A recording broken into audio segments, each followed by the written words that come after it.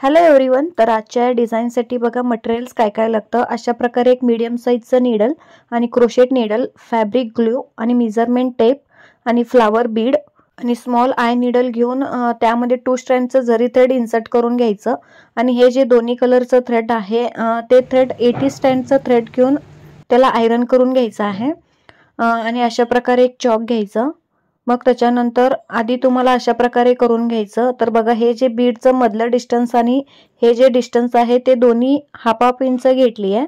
तर बघा मी सर्वात आधी अशा प्रकारे हाफ इंच डिस्टन्स वरती पूर्ण साडी मार्क करून घ्यायचं आहे।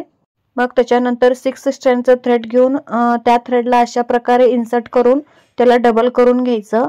मग हे 12 स्ट्रँडचं थ्रेड होईल, ठीक आहे। आणि फ्रेंड्स इथे साडीवरती डिझाइन करून घेताना अशा प्रकारे साडीवरती थोडंसं हेवी ठेवून घ्यायचं, कारण जेव्हा तुम्ही साडीवरती डिझाइन करून घेता अशा प्रकारे साडीवरती प्रेशर पडल्यामुळे साडी निष्ठून खाली येणार नाही।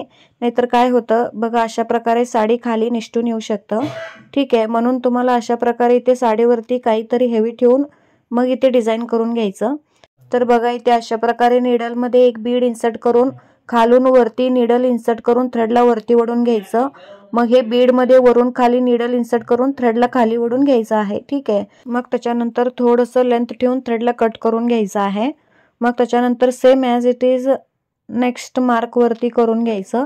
आणि फ्रेंड्स जर तुम्ही थ्रेड लेंथला कमी कट करून घेतला तर तुम्हाला नॉट करताना थोडंसं प्रॉब्लेम होऊ शकतं, म्हणून थ्रेडचं लेंथ कट करून घेताना थोडंसं लेंथला जादाच कट करून घ्या।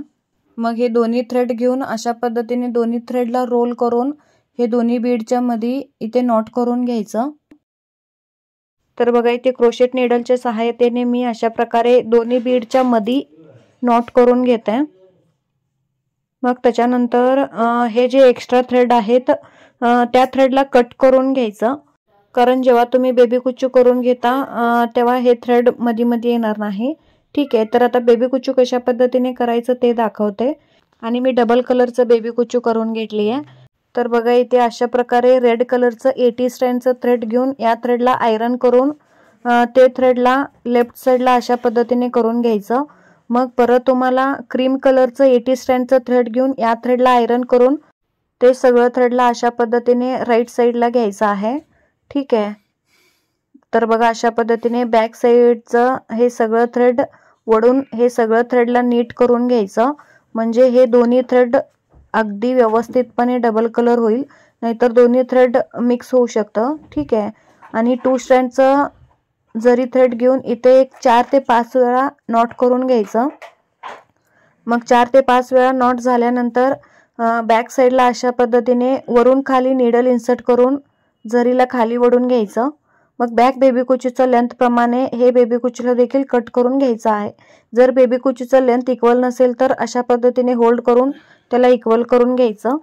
तर फ्रेंड्स हे डिझाइन आवडलं असेल तर एक व्हिडिओला लाईक करा। तर आता परत भेटू एक नवीन व्हिडिओ सोबत। Bye bye, take care.